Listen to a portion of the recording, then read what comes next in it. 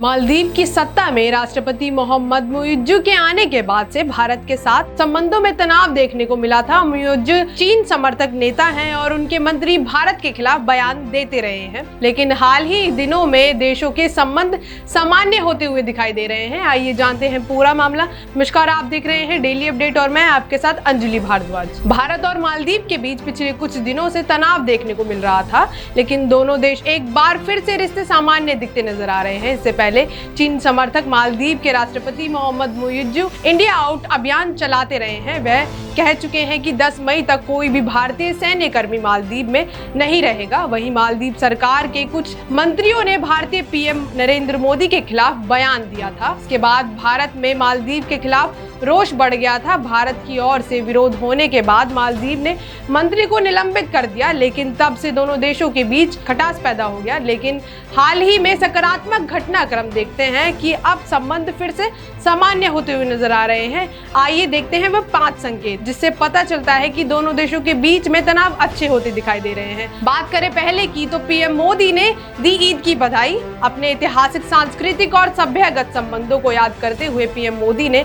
मालदीव के राष्ट्रपति मोहम्मद मुइज्जू और नागरिकों को ईद उल फितर की शुभकामनाएं दी। मालदीव में भारतीय उच्चायोग ने एक ट्वीट में पीएम मोदी और मुइज्जू की तस्वीर के साथ भारत की ओर से दिए गए संदेश पोस्ट किए। बात करें दूसरे की, तो मुइज्जू ने मांगी राहत। मुइज्जू ने भारत को अपना करीबी सहयोग बताते हुए हाल ही में मालदीव को ऋण राहत देने का आग्रह किया है। मालदीव पर भारत का लगभग 35 अरब रुपए बकाया था। यह उसकी अर्थव्यवस्था पर भारी पड़ रहा था। मुइज्जू ने कहा, हमें जो स्थिति विरासत में मिली है वह ऐसी है जिसमें भारत से बहुत बड़े बड़े लोन लिए गए हैं, लेकिन हम इन कर्जों के पुनर्भुगतान से जुड़ी राहत के लिए बातचीत कर रहे हैं। मुइज्जू ने भारत की प्रशंसा करते हुए कहा कि सबसे बड़ी संख्या में परिजनों को लागू करने में भारत ने महत्वपूर्ण भूमिका निभाई है। बात करें तीसरे की, तो भारत ने निर्यात को दी मंजूरी। इस सप्ताह की शुरुआत में भारत सरकार ने मालदीव के अनुरोध पर साल 2024 साल 2025 के लिए कुछ निश्चित मात्रा में आवश्यक वस्तुओं जैसे अंडे, दाल, चावल, गेहूं, चीनी आदि के निर्यात को मंजूरी दे दी थी। सरकार ने एक अधिसूचना में कहा, निर्यात पर किसी भी मौजूदा या भविष्य के प्रतिबंध से छूट दी जाएगी। निर्यात की जाने वाली चीजों की मात्रा 1981 से भी सबसे ज्यादा है। बात करें चौथे की, तो मालदीव ने कहा धन्यवाद। भारत की ओर से निर्यात को मंजूरी दिए जाने पर मालदीव ने धन्यवाद दिया। मालदीव के विदेश मंत्री मूसा जमीर ने एक्स पर एक पोस्ट में कहा, यह कदम लंबे समय से चली आ रही दोस्ती और हमारे देशों के बीच द्विपक्षीय व्यापार और वाणिज्य को आगे बढ़ाने की मजबूत प्रतिबद्धता का प्रतीक है। भारतीय विदेश मंत्री एस जयशंकर ने उनके पोस्ट के रिप्लाई में भारत की पड़ोसी, पहले और सागर नीतियों की पुष्टि की।